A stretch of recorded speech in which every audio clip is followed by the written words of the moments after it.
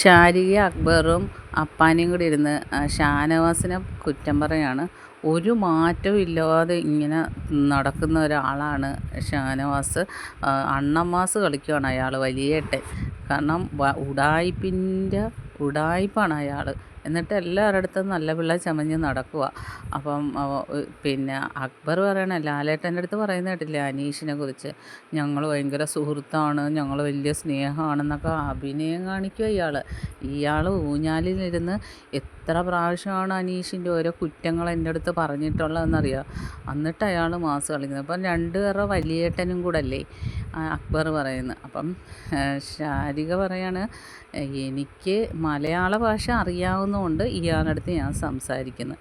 അത് കഴിയുമ്പോൾ അക്ബർ പറയണം, ബിൻസിക്ക് ആരിഷ ഇയാളാണ്. അന്നത്തെ ആ ഒരു ബിൻസിയുടെ പ്രശ്നത്തോടെ ഞാൻ ഇയാളെ അളന്നതാണ്. ബിൻസി വന്നപ്പോഴേ പറഞ്ഞു, ഇയാളെ എനിക്ക് കാണരുത്, വൃത്തികെട്ട മനുഷ്യനെന്ന് പറഞ്ഞതാണ് ബിൻസി.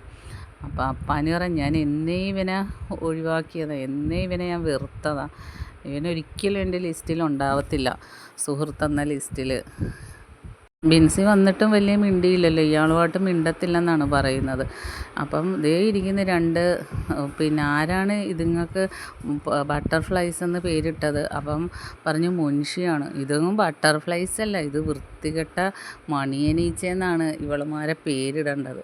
അവന് പറ്റിയ രണ്ടെണ്ണമായി ഇവളുമാരും, വൃത്തികെട്ട രണ്ടവളുമാരെന്ന് ആദിലയും നൂറയും ഷാരിക പറയുന്നു.